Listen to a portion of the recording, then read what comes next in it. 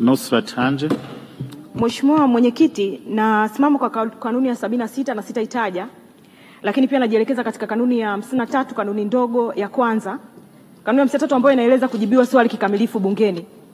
Na Mheshimiwa Mwenyekiti, wakati nimeuliza swali leo namba 528, na swali langu lilikuwa limeuliza kwamba serikali imepoteza mapato kiasi gani tangu mwaka 2015 mpaka mwaka 2020. Lakini kwanza nipongeze kwamba wameeleza kuna ongezeko la 400% kwenye makusanyo ya serikali baada ya mifumo ya tehama kufungwa. Lakini mimi nilitaka nifahamu, pamoja na ongezeko hilo la trilioni 2.21, nataka nifahamu katika hiyo tangu tumefunga mifumo tumeongeza kiasi gani? Amesema tumeongeza kiasi gani? Tumepunguza kiasi gani? Tumeokoa kiasi gani? Ili tuone sasa kama tunaweza kushauri serikali wapi waongeze nguvu. Sasa swali langu halijaenda kwenye kipengele cha pili. Limeishia kwamba tumeongeza mapato kwa 400%. Sasa ninaomba mwongozo wako, kwa sababu swali langu halijajibiwa kikamilifu, sio kitu nilichoomba katika swali. Ili sasa ukituelekeza kama watarudi walijibu labda halikueleweka.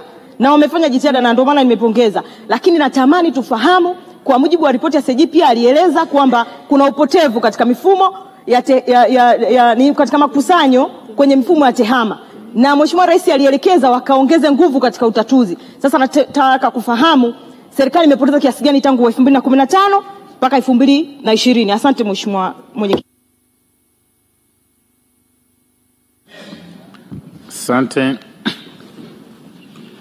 Mheshimiwa wabunge, kwanza alisimama Mheshimiwa Felista Njau, mbunge wa viti maalum, kwa kanuni ya 76, akieleza kwamba hajatendewa haki wakati Mheshimiwa waziri akijibu swali la nyongeza.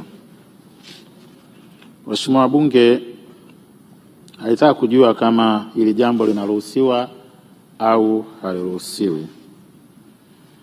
Sasa kwa sababu swali hili halikuwa swali la msingi, na kwa vile swali la nyongeza huwa halina majibu ya maandishi mezani, majibu ya maandishi yanaletwa kwa jibu la msingi.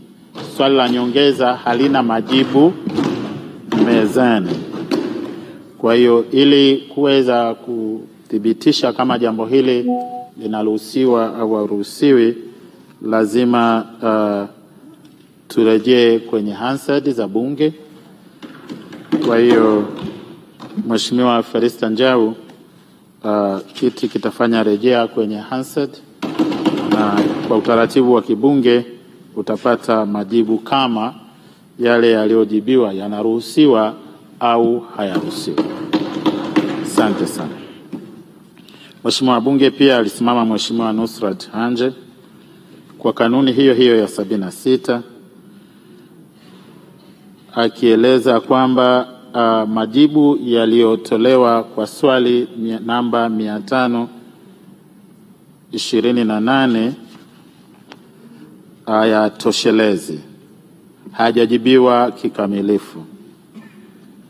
Mheshimiwa bunge, tofauti na maswali ya nyongeza, maswali ya msingi huwa yanajibiwa kwa maandishi, na hapa ninayo maandishi ya majibu ya swali lake. Mheshimiwa bunge, Mheshimiwa mbunge alitaka serikali imueleze kuhusu kupotea kwa fedha. Alieleza, swali lake linasema, je, serikali imepoteza fedha kiasi gani tangu mwaka 2015 mpaka 2020 kwa kutokuwepo usalama madhubuti wa mifumo ya usimamizi kufuatia mabadiliko ya tehama duniani. Mheshimiwa bunge, majibu ya Mheshimiwa waziri yanaeleza, sitasoma yote,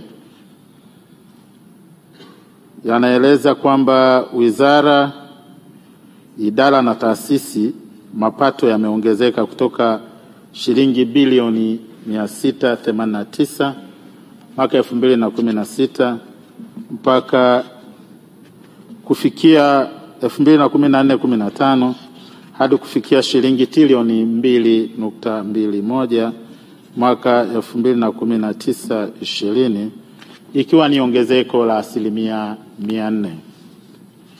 Waheshimiwa wabunge,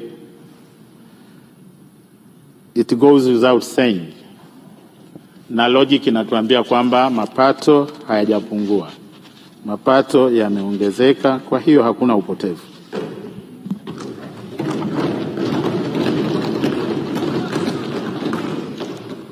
Waheshimiwa wabunge, huo ndio mwongozo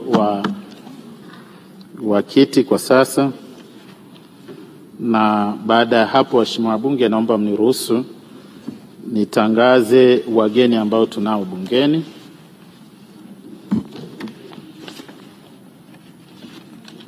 Tunao wageni wa waheshimiwa wabunge. Tunao